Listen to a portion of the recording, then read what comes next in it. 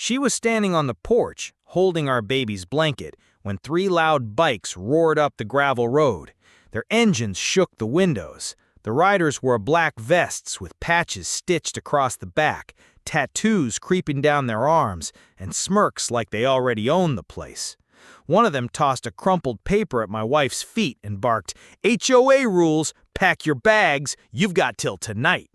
She froze, clutching the blanket tighter. I stepped out of the cabin, calm, but my blood boiled. "That's my land you're standing on," I said, slow and steady. The leader laughed, spitting on the ground. "Not anymore.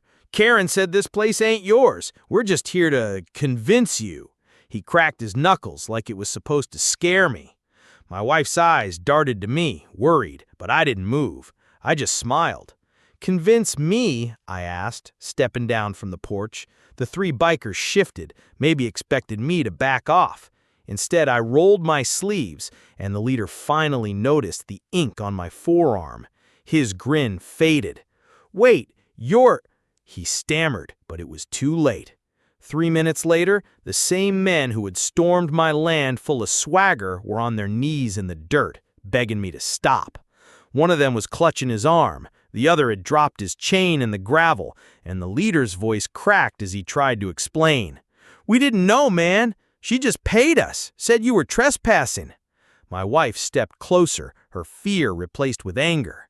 "She sent you to threaten me with my baby inside?" Her voice cut sharper than I ever could. The leader shook his head fast, sweat dripping down his temple. "We thought you were just some squatter. Karen showed us papers, looked official. She said the sheriff was on her side." I bent down, looked him straight in the eye, and spoke low so they felt every word. "You made one mistake. You walked onto the wrong man's property."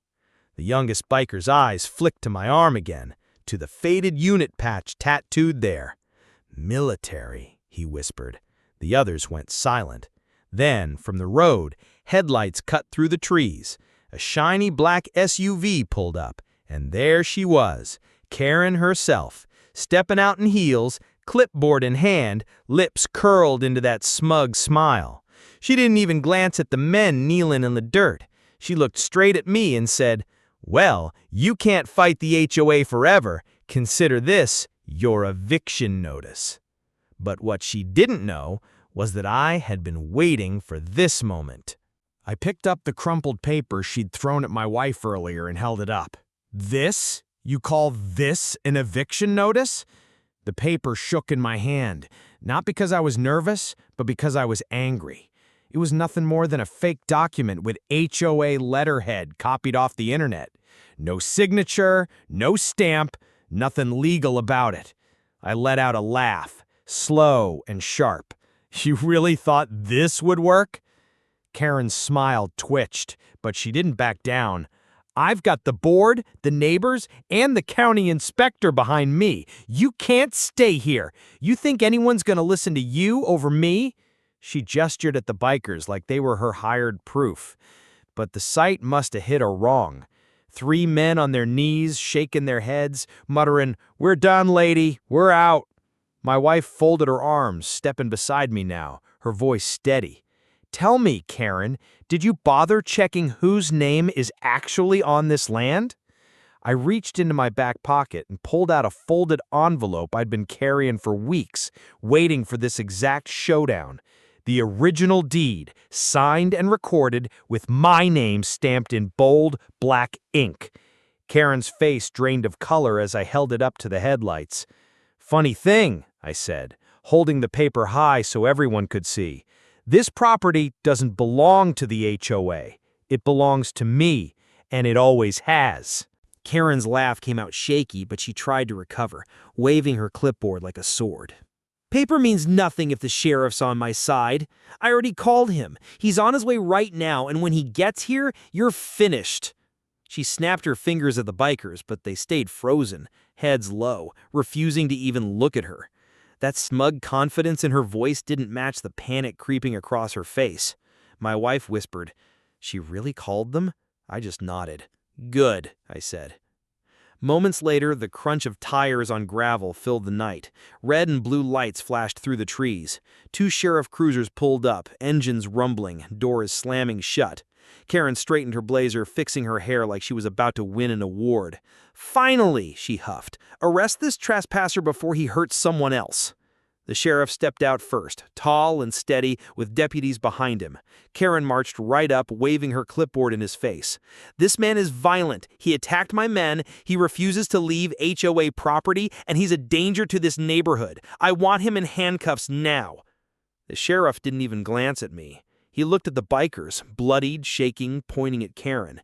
Then he turned his gaze back to her and said, calm but cold, "Funny, because the call I just got was about you, trespassing, impersonating authority, and hiring muscle to intimidate a family." Karen blinked, her mouth opening but no sound coming out. That was the moment I stepped forward and laid the deed right in the sheriff's hand.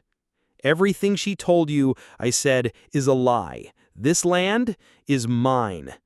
The sheriff's eyes scanned the paper, then he lifted his gaze to me, and when he finally spoke, the whole place went silent. "He's right, and Karen, you're the one who's leaving tonight."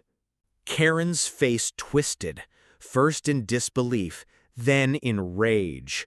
"You can't do this. I run this community.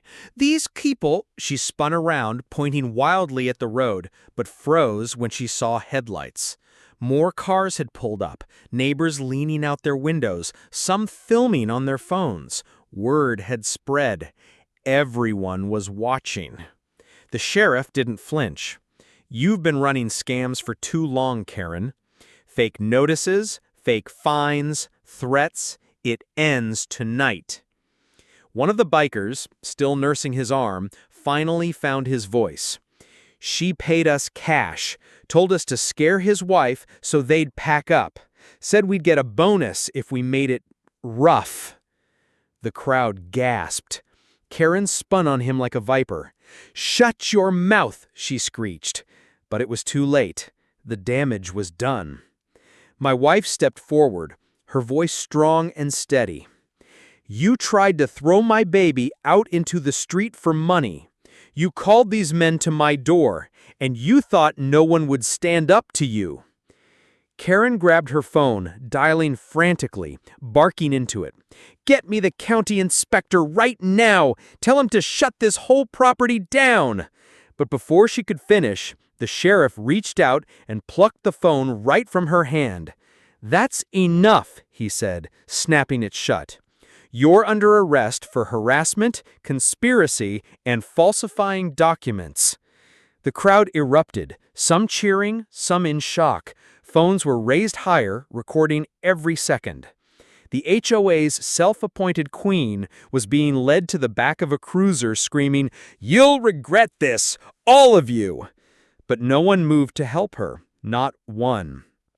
I turned to my wife, who finally let out the breath she'd been holding, and I said the line I knew people would remember. "I fought for this country so my family could live free. No one, especially not an HOA, takes that from me."